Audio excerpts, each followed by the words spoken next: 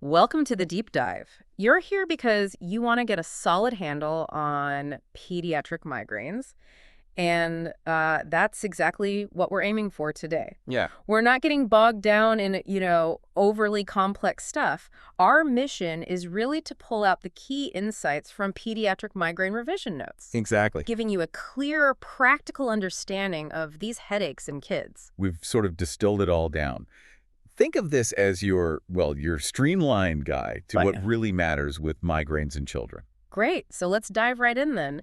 Pediatric migraines are incredibly common, right? Like the most frequent primary headache for kids. That's right. They are the most common, and they can really disrupt a child's life. And it's important to remember they can show up differently in kids compared to adults. Yes, absolutely. That's a key takeaway. Yeah. Okay, so to get us started, what exactly is a pediatric migraine? Good question. Let's define it. Okay, so at its core, a migraine is a common brain condition. It leads to these recurrent headaches, usually moderate to severe. They often feel sort of pulsating, maybe on one side of the head. But here's the interesting thing in children.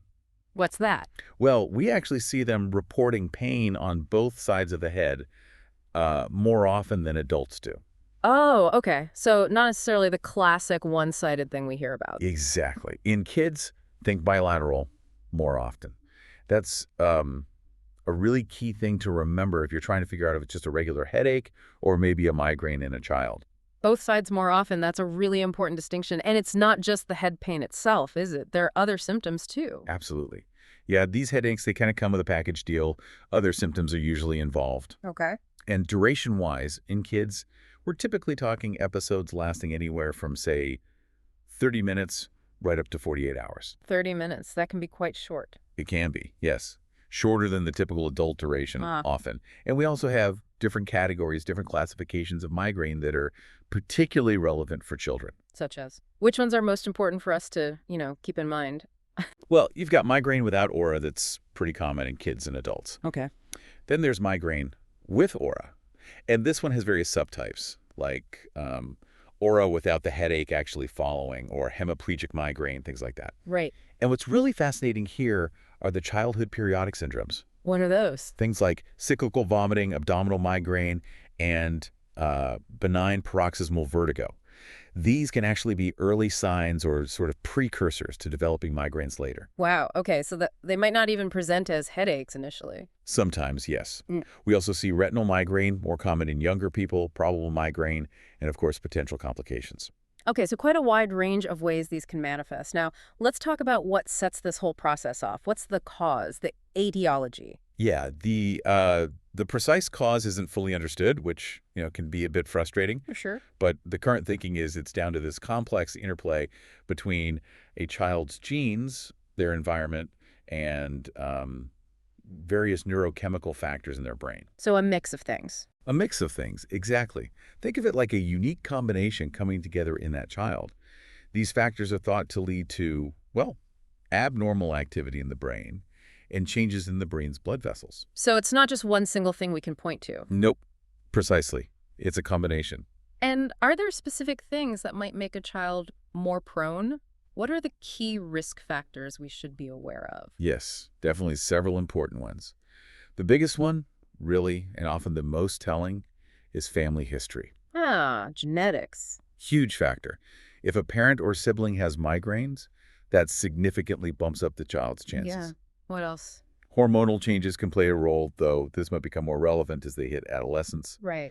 Then you have things like certain foods or food additives. These can be very individual. Sugars, yeah. Triggers like stress, definitely.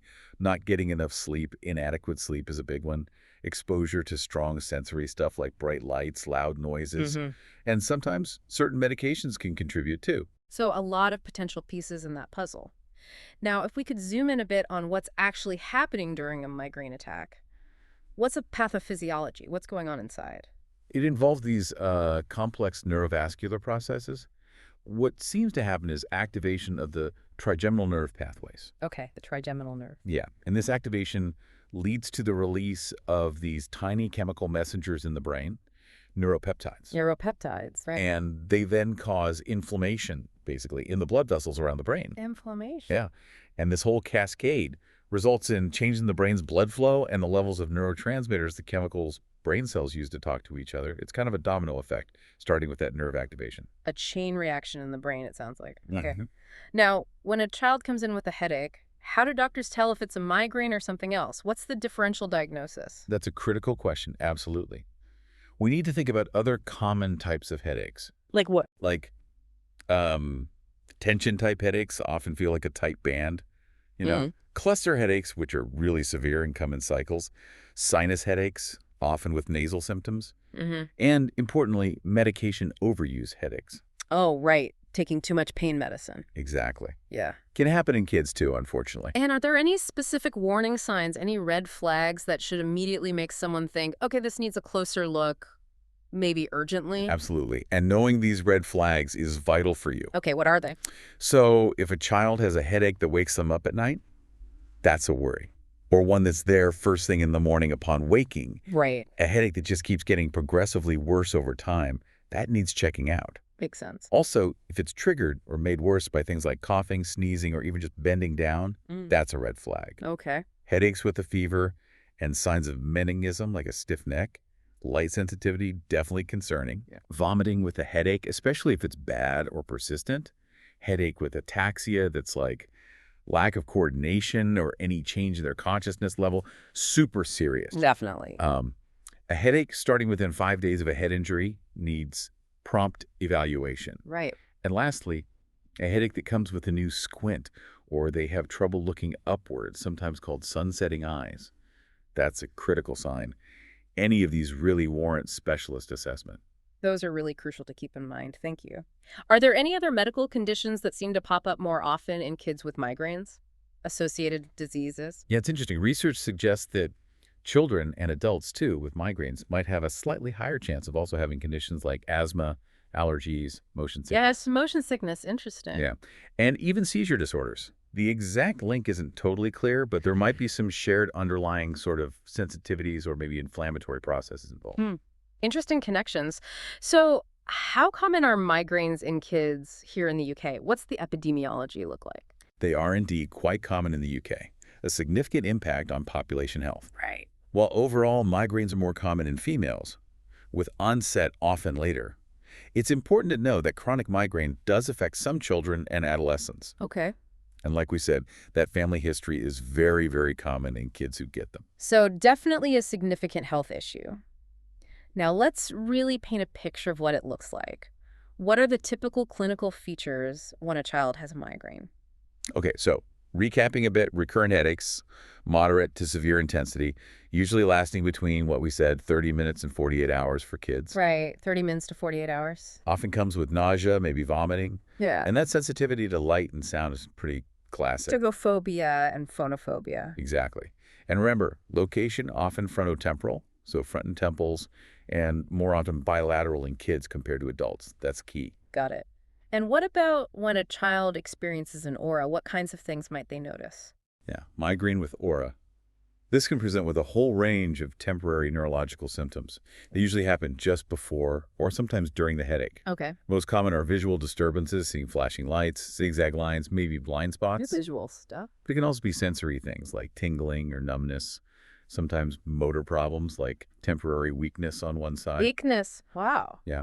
Or difficulties with speech or language, even changes in thinking or concentration. It's quite varied. It sounds like the aura itself can be pretty diverse. And you mentioned some different types of migraines earlier, variants. Yes, there are specific migraine variants, things like hemiplegic migraine, which involves that temporary one-sided weakness we just mentioned. Okay. Basilar migraine symptoms seem to come from the brainstem, maybe dizziness, double vision. Ophthalmoplegic migraine affects eye muscles. And acute confusional migraine, which can cause, well, confusion and agitation temporarily. Each has its own unique features.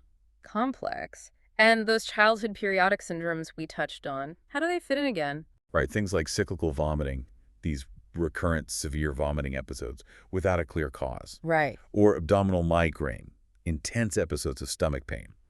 And benign paroxysmal vertigo, sudden brief attacks of dizziness. Okay. These are thought to be related sort of on the migraine spectrum. They can sometimes be precursors to developing typical migraine headaches later, and they often need a specialist referral for diagnosis and management. So it's not always just a headache. It can be stomach pain, vomiting, dizziness first. Exactly. And again, family history of migraine is often there in these cases too. Okay. And you mentioned phases of a migraine attack. Yes, understanding the phases can help recognize and manage them. Mhm. There could be premonitory Or symptoms. the headache. Yeah, hours or even a day or two before. Mm. Might be changes in mood, energy, appetite, subtle clues. Okay. Then obviously the headache phase itself, followed by the associated symptoms, nausea, sensitivities, and finally the postrum phase. That's after the headache stops, where the child might feel really tired, washed out, weak, maybe some lingering mild symptoms. The migraine hangover. Kind of, yeah. That's a good way to put it. Okay, so we have a much better picture now of what it is, the causes, how it looks, what's next, how are they actually diagnosed. Lots of tests involved usually. Well, interestingly, for most cases of straightforward pediatric migraine, brain imaging, like an MRI or CT scan, is generally not needed. Oh, really? Yeah, unless there are atypical features or, importantly, any of those red flag symptoms we talked about earlier. Okay, so no routine scans. What about blood tests? Similar story. Routine labs are usually unnecessary unless there's something specific in the child's overall picture that raises concern. So how is it diagnosed then, primarily? It really relies heavily on getting a detailed history. A good account of the headaches, frequency, duration, symptoms, triggers, combined with a thorough physical and neurological exam. That's usually enough. History is key. Absolutely. But we would consider further investigations like imaging if the neuroexam is abnormal persistent weakness, say, or papilledema, which is swelling of the optic nerve. Right. Or if there's a history of seizures, significant head trauma recently, or a big unexplained change in their usual headache pattern, then you investigate further. That makes sense. Investigate when things seem unusual or worrying. Okay, so once a pediatric migraine is diagnosed, what's the plan? How do we manage them? Right, management. It involves two main arms, really. Acute treatment for when an attack happens to relieve pain and symptoms, Okay. and preventative treatment, or prophylaxis, to try and reduce how often or how severe the attacks are in certain cases. Got it. Let's start with acute management. What works best? So for acute attacks, it's worth noting that ibuprofen might actually be more effective than paracetamol for some kids with migraine. Ibuprofen over paracetamol. Good tip. Yeah. For older kids, age 12 and up, triptan medications can be an option. Specifically, sumatriptan nasal spray is licensed. Nasal spray, okay. But it's really important to remember that the oral triptan tablets aren't generally licensed for under 18s. Needs specialist input usually. Right. Age matters for medication choice. What else helps during an attack? Well, alongside medication, non-drug strategies are vital. Simple things like resting in a quiet, dark room, cool compress on the forehead can feel good. And identifying and trying to avoid known triggers is, well, crucial long-term, but also helps manage acute episodes sometimes. Okay. So first steps for an attack. First line, for mild or early attacks, simple pain relief like paracetamol or, as we said, maybe ibuprofen. Right. If there's nausea or vomiting, antiemetics can be really helpful, things like domperidone or prochlorperazine. Okay. If those simple measures don't cut it, that's when a specialist might consider triptans, like the nasal spray for over 12. And anything to avoid. Yes, ergot alkaloids. They're an older class of migraine drugs, generally should be avoided in children. Good to know. Okay, what about preventing them? Prophylaxis, when is that considered? Preventative treatment might be looked at if a child's having really frequent or severe attacks that are significantly messing with their life. Like missing lots of school. Exactly. Impacting school, social activities, quality of life. But it's important. Prophylaxis is used in addition to acute treatments, not instead of them. Right, you still need something for breakthrough attacks. Precisely. Some medications that might be considered are propranolol, topiramate, or pisotofin. Okay. Though it's worth saying the evidence for how well these work specifically in children is a bit limited compared to adults. So it's a careful decision. Individual basis, weighing things up. Got it. When should parents or GPs definitely think about referral to a specialist? Okay, referral guidance. Urgent referral, maybe even hospital admission, if you suspect a serious underlying cause, one of those red flags, or if a child has status migrainosis. Which is? That's a really severe, relentless migraine attack lasting over 72 hours. Needs urgent attention. Wow, okay. You'd also consider referral if there are complications, if the diagnosis isn't crystal clear, if the current treatments just aren't working well, or if you think preventative treatment is needed. Right. And beyond the meds, what other general things help? Just providing clear explanations and reassurance to the child and their parents is huge. Demystifying it helps a lot. Yeah, reducing anxiety. Definitely. You're helping them identify and manage potential triggers like we discussed, Right. establishing consistent daily routines, regular sleep, meals. Lifestyle stuff. Yeah, and behavioral strategies can be great too. Relaxation techniques, maybe biofeedback sometimes. This is a lot of great information. Maybe a bit much to remember all at once. Is there a handy way to recall the key management points? Yes, actually.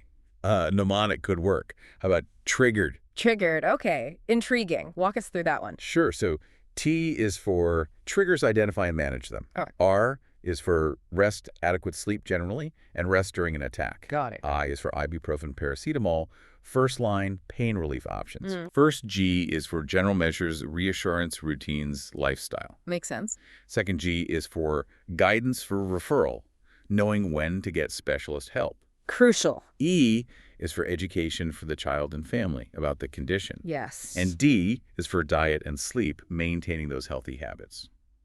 Triggered. Triggered. That's actually really helpful. Okay, let's try and apply it. Quick scenario. A 10-year-old comes in, recurring headaches, mainly frontal, lasting about 6 hours, often feels nauseous. What's the most likely first step for acute management? Based on what we've said, most likely initial acute management would be to try ibuprofen. Ibuprofen. Yeah, given it might be more effective than paracetamol for migraine in kids, and it's a good first-line choice for a moderate attack like that sounds. Great. Okay, so looking ahead, what's the long-term outlook, the prognosis for kids with migraines? Fortunately, while it can be chronic for some, the overall prognosis is generally pretty good with proper management. That's good to hear. Yeah, and it's quite encouraging. Spontaneous remission, where the migraines just resolve on their own, happens after puberty in about half of affected kids. Half. That's quite a lot. It is. Although migraines starting in adolescence might be a bit more likely to stick around into adulthood. Okay, that's reassuring overall, though. And what about complications? Are there serious ones to worry about? Serious complications are generally rare, thankfully, Ew. but we absolutely have to acknowledge the impact. Frequent or severe migraines can really take a toll on a child's daily life, their schooling, their social life, their overall quality of life. Yeah, the functional impact. Exactly.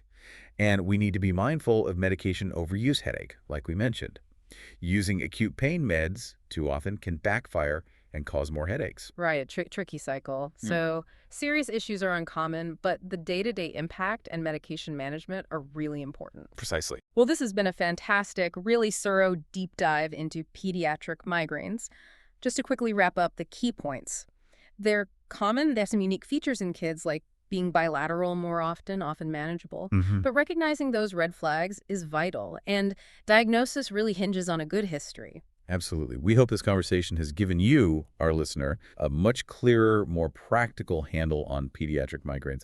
Hopefully you feel better equipped to recognize them and think about the next steps. Definitely. And for those of you who want to solidify this knowledge even further, maybe test yourself, do check out passthemsra.com. Lots of in-depth revision stuff and practice questions there. And don't forget a free resource is available over at freemsra.com too. Always worth a look. Absolutely. So, maybe a final thought to leave you with. Considering how much migraines can impact a child's life, school, friendships, everything, what role do you think schools and maybe the wider community could play in better supporting these kids and their families? Yeah, that's a really important question. Definitely something worth mulling over. How can we create more supportive environments? Good food for thought.